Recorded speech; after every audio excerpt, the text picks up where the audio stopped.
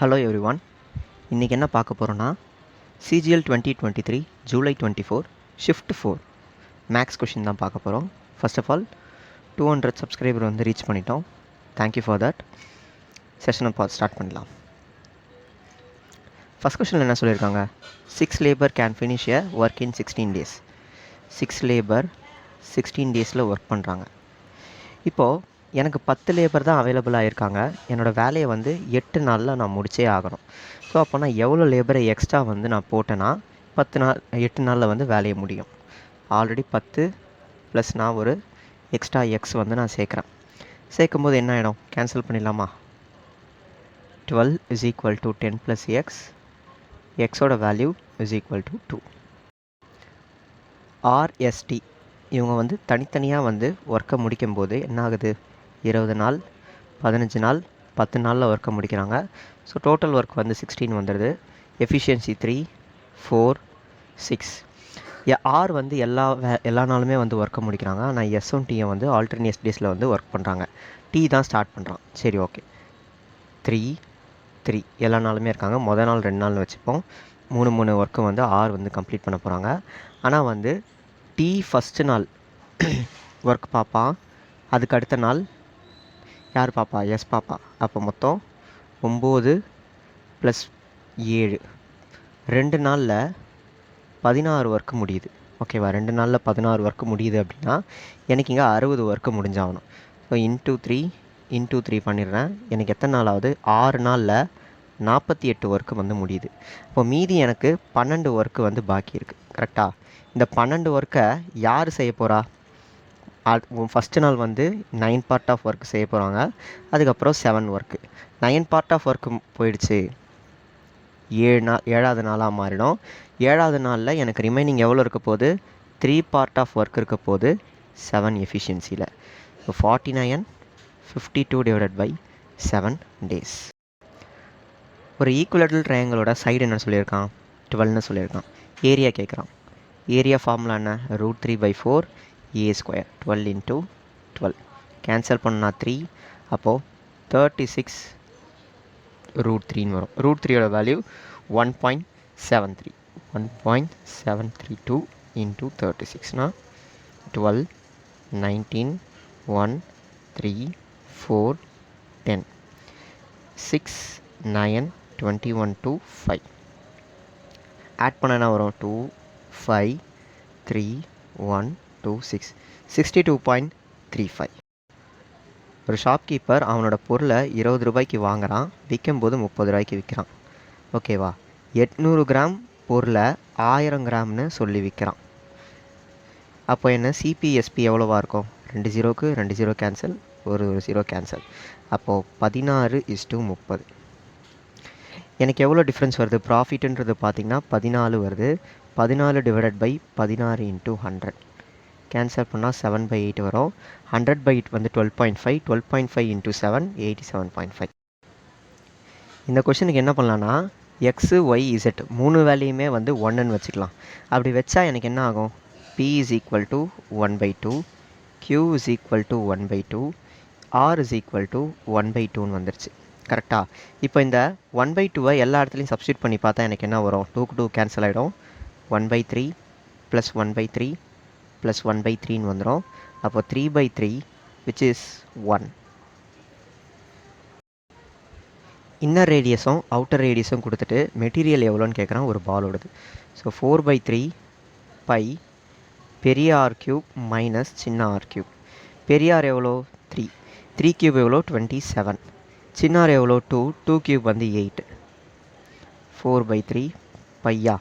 அப்போ 19 into 4 76/3 by. 4 மென்னு 6 woman சேர்ந்து 8 நாளில் ஒரு ஒர்க்கை முடிக்கிறாங்க.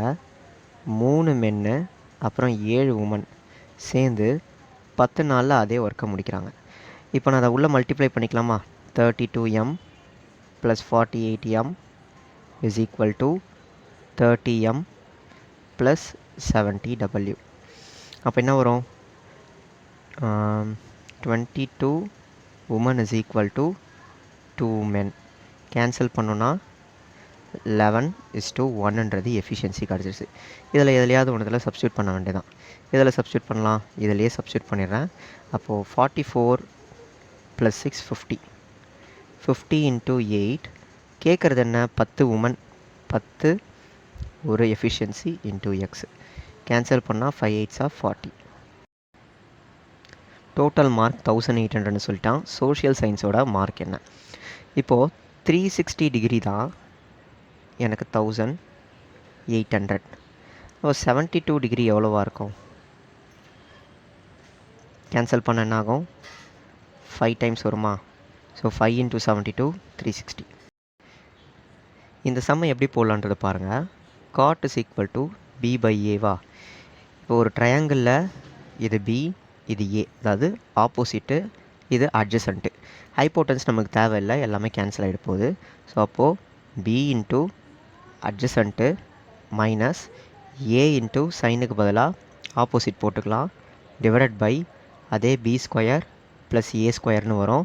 So b² - a² divided by b² + a². Principal என்னவா மாறுதுன்னா 3 மடங்காக மாறுதுன்னு சொல்கிறான். 3 மடங்காக மாறுதுன்னா இது அமௌண்ட்டு, இது பிரின்சிபல். அப்போ என்ன ஆகும்?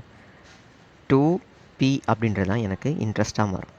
ஸோ 2p = p × ரேட் எவ்வளோ? 8% இன்ட்டு டைம் எனக்கு தெரியாது, டிவைடட் பை 100. கேன்சல் பண்ணலாமா? p கேன்சல் பண்ணலாம். 4 × 25. ஸோ 25 இயர்ஸ் தான் என்னோட டைம். இந்த கொஷின் என்ன பண்ணலாம் அப்படின்றத பாருங்கள். 8 என்னாகும்? 5 56 + 5 61.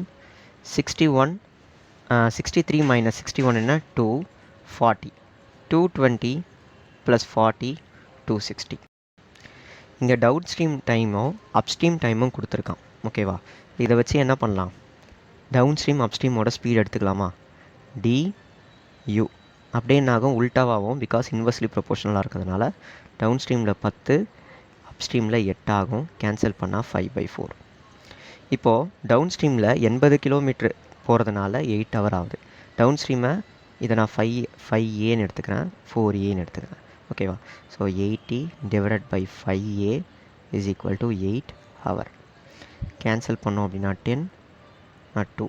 ஸோ a = 2ன்றதை நான் கண்டுபிடிச்சிட்டேன். இது மூலிமா என்ன கண்டுபிடிக்கலாம்? டவுன் ஸ்ட்ரீம் அப்படின்றது x + y = 10. அப்ஸ்ட்ரீம் என்னது? x - y. 4 × 2 8. இப்போ கேட்குறது ஸ்டில் வாட்டரோட ஸ்பீடு இதுதான். அப்போ ரெண்டுத்தையும் ஆட் பண்ணி 2ஆல் டிவைட் பண்ணோம்.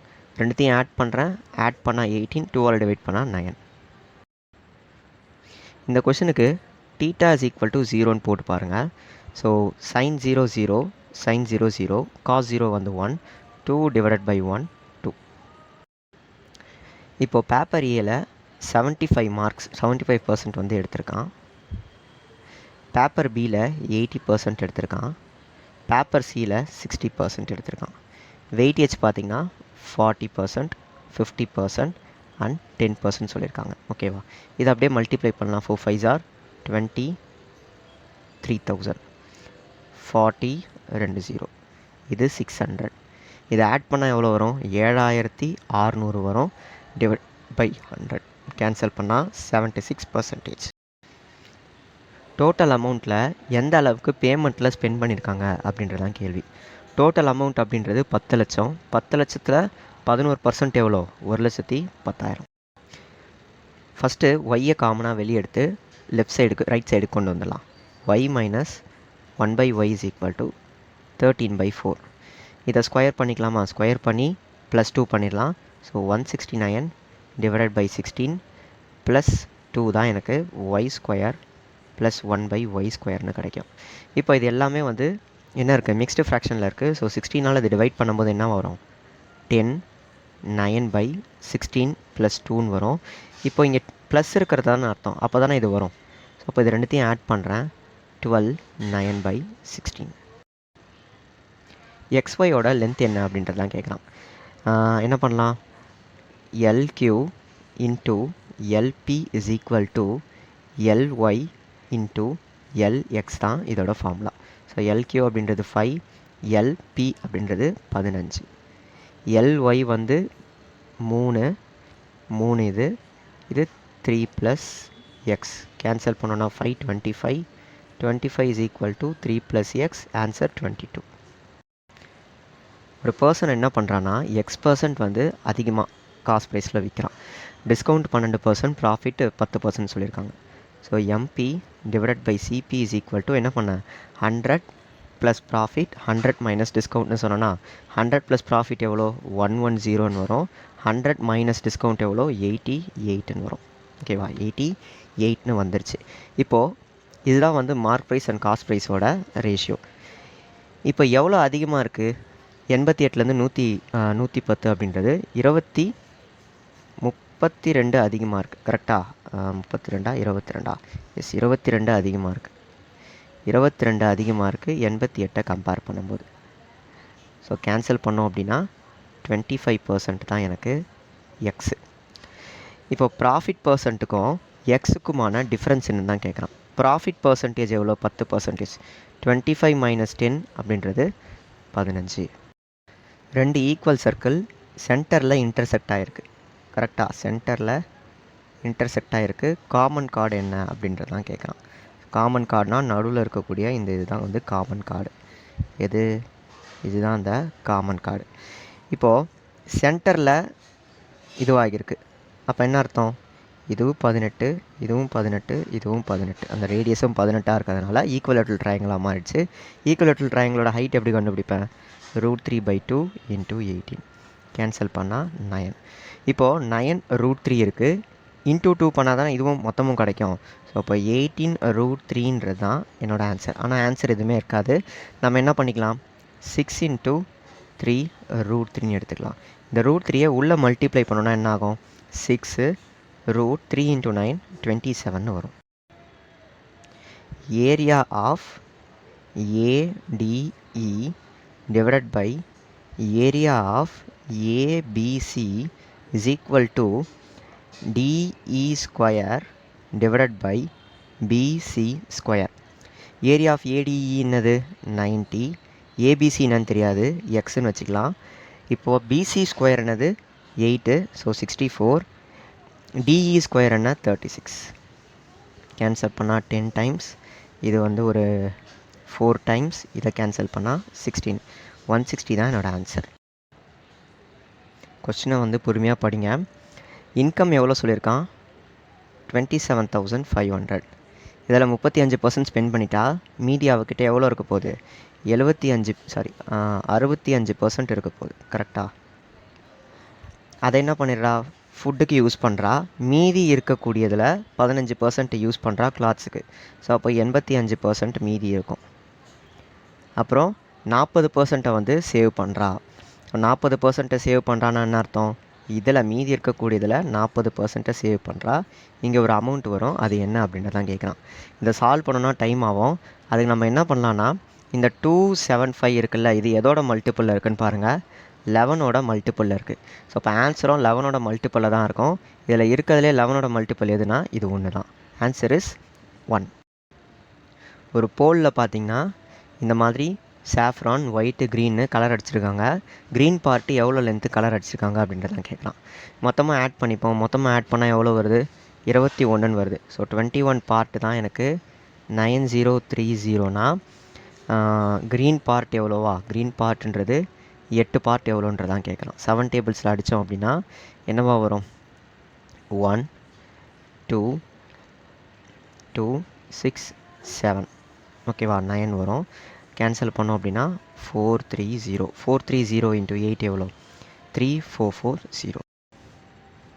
முதல்ல இந்த கொஷனுக்கு என்ன பண்ணலான்னா இந்த 13 இந்த சைடுக்கு எடுத்துகிட்டு வரேன். என்ன ஆகுது 7ன்னு மாறிடுது. இந்த மைனஸை உள்ளே மல்டிப்ளை பண்ணுறேன் -10 ப்ளஸ் இந்த டேர்ம் அப்புறம் வந்து -2. ஸோ இப்போ -10 -2 எவ்வளோ -12 ப்ளஸ் என்னது இந்த டேர்ம்லாம் இருக்குது. அப்போது 16 + 8 டிவைடட் பை k - 2. இங்கே என்ன வரும் 7. இதை மறுபடியும் நான் இந்த சைடுக்கு எடுத்துகிட்டு போயிடுறேன். என்னவோ வரும் 19ன்னு வரும். அப்போது 16 + 8 டிவைடட் பை k - 2 இப்படி இருக்குமா. மறுபடியும் இது இந்த சைடு எடுத்துகிட்டு போயிட்டா என்ன ஆகிடும் 3ன்னு ஆகிடும்.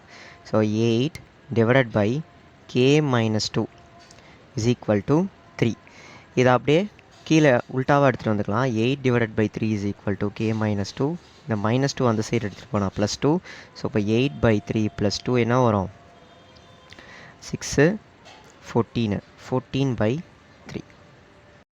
X power 4 1 by x power 4 கேட்குறான். அப்போ என்ன பண்ணிக்கலாம்? X square plus 1 by x square கண்டுபிடிச்சி மறுபடியும் வந்து அதை ஸ்கொயர் பண்ணி மைனஸ் 2 பண்ணிக்க வேண்டியது தான். ஸோ 9 ஸ்கொயர் மைனஸ் 2 என்ன வரும்? 81 மைனஸ் 2 79. தென் 79 ஸ்கொயர் மைனஸ் 2 தான் நமக்கு ஆன்சர் வர வைக்கக்கூடிய ஸ்டெப்பு. ஸோ 79 ஸ்கொயர் எவ்வளோ? 49, 81, 63, 126. 1426 6241 வருது. 6241 மைனஸ் 2 எவ்வளோ? 6239. இந்த கொஷினை நார்மல் மெத்தடில் எப்படி சால்வ் பண்ணுறது அப்படின்றத போன வீடியோக்கு முந்தின வீடியோ சொல்லியிருந்தேன்னு நினைக்கிறேன். இப்போ இதை ஷார்ட்கட்டில் எப்படி சால்வ் பண்ணுறதுன்றதை பார்ப்போம். 80 divided by u plus 110 divided by d is equal to 13. இந்த ஒரு ஈக்குவேஷனே போதும் நமக்கு. இப்போது நான் என்ன பண்ணிடுறேன்? அப்ஸ்ட்ரீமை 10ன்னு எடுத்துட்டேன்னா என்ன ஆகிடும்?